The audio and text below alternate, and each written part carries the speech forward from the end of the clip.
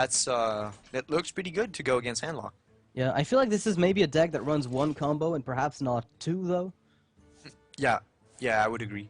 Yeah, Scenarios is being played less than it used to, but still quite. And I feel like it's more of a card you run in a one combo deck. I mean, then again, looking at this hand, it's pretty standard. You could see, very aggressive Druids run Sylvanas and the BGH. It's not unheard of. It's possible, and we haven't seen any ramp tools so far. So it might just be a really fast Druid.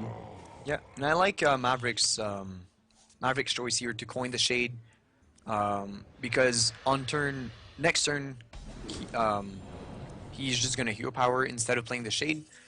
But on turn 4, he could not coin the Druid of the Claw because he's gonna want to BGH a Giant. Yeah, there's possibly a Giant that comes out, and it also forces Thijs, if he has a Hellfire, to use it right now.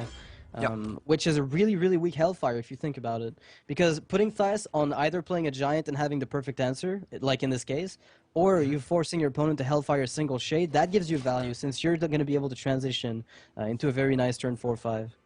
Yeah, and unfortunately for Thijs, not only does he not have Hellfire, he also doesn't have a single turn 4. No Giant. Yeah, no, I can't. No it's Drake. fine though. I feel like that Ancient Watcher and the Shadow Flame potential of it is pretty strong. If Maverick extends any more on this board, Shadow Flame could just seal it. And this is awkward for Maverick because he wants to press his advantage and try to finish the game on turn 9 with a combo, but he has nothing. He has to unstealth his Shade at the very least here. Oh, well, okay.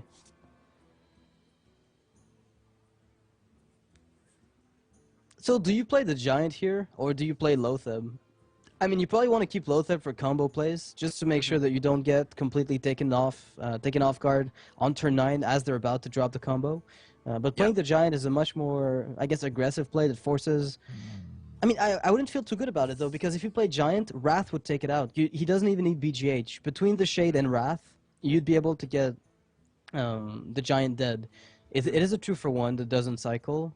But you give him initiative, so I feel like Lotheb is probably a stronger option. It does the same thing as the Ancient Watcher did last turn, which is put something to contest and unstealth the Shade. Yeah, and also playing the Giant would have meant a waste of 2 mana, because you're not going to Dark Bomb the face.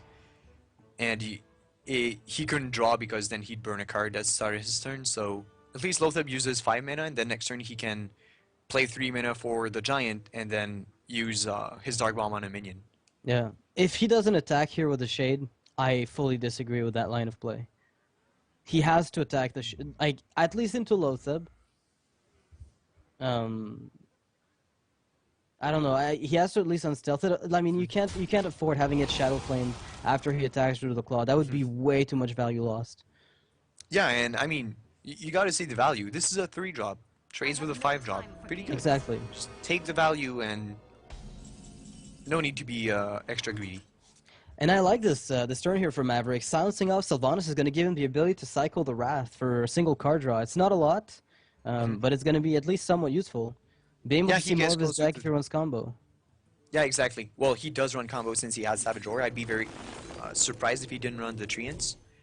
So, oh, double combo. Wow. Okay. Not necessarily. What? Okay, he's not silencing Sylvanas. What the hell? Wait. What is he keeping the silence for? Azure Drakes and Taunts. There's a lot of space for silence against Handlock. What I dislike about this play is the fact that he's like the 2/4 body is at least something that you have on the board. But now not only do you not have your 2/4, you also don't have the 4/1 that you just gave up. Yeah, that's what feels weird to me. It's mostly the fact that he's not taking advantage of at least putting something down. Like, I recognize that, Twilight Drakes are going to be problematic, but letting the Handlock take initiative on turn 7, that feels like a massive gamble to me, not having a single thing to answer his board with. Yeah, exactly. Although there is a hero power on the bomb, Keeper of the Grove, the other bomb, and BGH. If you innervate, you can actually do all those actions. Yeah, that's right.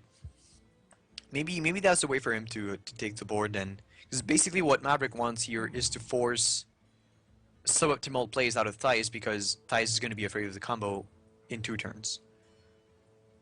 Yeah, And if Thijs is Maverick high can, enough on health. He's got anti-kill bots. I don't think he's gonna be that worried. He can even tap before heal botting. yeah, but Um, as long as Maverick has two minions on the board, he threatens lethal oh, of with course, the yeah. combo. So playing a heal bot is a suboptimal play because it doesn't really contest the board. It heals, but buys time. It doesn't really help either clear the board or put pressure on Maverick. All right, so BGH has been seen. I think this would be a nice time for Thijs to start dropping the Giants. You can double trade. I mean, if you can deal with that Sylvanas first, you can then start running Giants because one BGH has been seen. Not everybody is running two of them. Oh, wow, okay. Do you just run the bomb and then? Yeah, I mean, you could even... You run the bomb in. If it doesn't hit Sylvanas, you Dark Bomb Coil. Oh, You've this is got... so great. This is excellent. Actually, Maverick can take advantage of this somewhat, if he wants to. Well, he can make a Yeti out of this Watcher, but Yeah, not exactly the still cost the strongest. silence, so Yeah. it's decent. It's not the worst, but well, it's gonna help him put pressure. I'm looking at this giant right now, and yeah, having to use BGH on Boom is actually a massive, swing here, because using, the BGH in a handlock matchup on something that is not even nearly as threatening uh, as a giant is really bad. I mean, you have to kill Boom, but those giants that cost very little and you have no answer to just become excessively problematic. I mean, as a result, unless a swipe is top decked, to use with the Ancient Watcher who becomes a Yeti, this is gonna stick around. Yeah. So Maverick chooses to go to draw, and I kind of agree with him because his current hand doesn't really help get the board back. Yeah.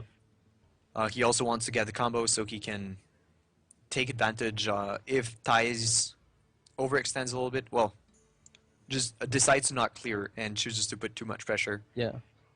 I'm looking at Maverick's hand right now. We see a Chillwind Yeti, not a card that I've seen very often in Druid recently. It's been completely cut out for Paladin Shredders in just about every single list because it seems to accomplish something similar. It on average has the same stats, if not more, because you get a second round of attack. It's got more stickiness, quote unquote.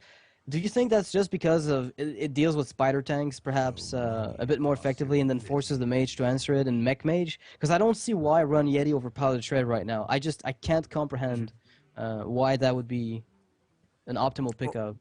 Well, if you expect the Yeti to attack a second time, the Yeti is going to have 4 attack on its second swing, but the Pilot Shredder is going to have, most of the time, less than that. Also, maybe Maverick just hates the variants. I mean, some people just don't like it and refuse to put the Shredders in their decks because they want reliable minions that they don't want to rely on RNG. So I could see that as well. But this also, the fact that Maverick runs Yetis kind of explains his awkward early game here.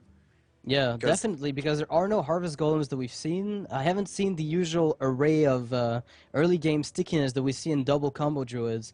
Instead, we see the much older, I guess you could call it that, the much older, quote unquote fast druid, which is actually much slower than what we have nowadays with the Shredders, the Haunted Creepers, even the Loot Hoarders for card draw, Azure Drakes. This is a Yep. much more typical ramp double combo deck.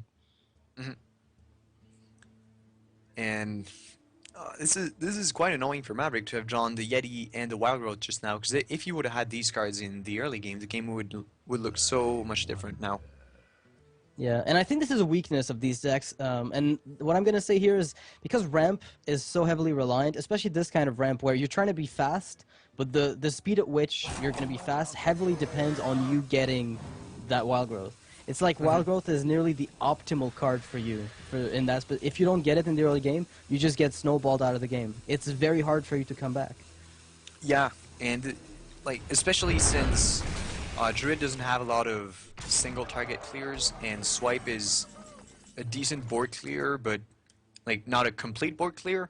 It's mostly a single target plus bonus on other minions.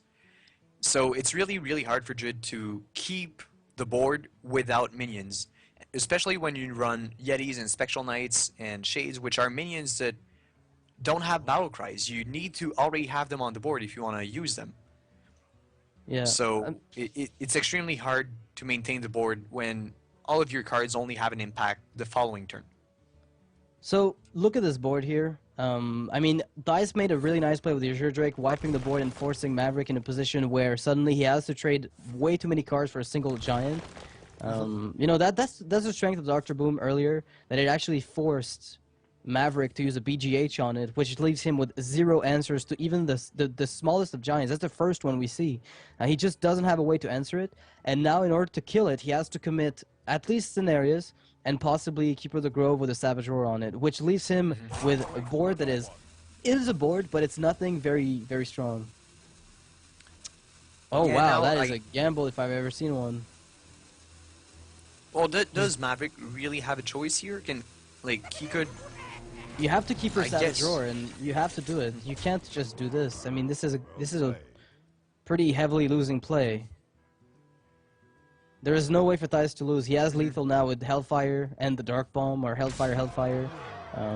It's not even a top deck lethal here. He just had it in his hand already. And Maverick will go down again to face damage from Thijs.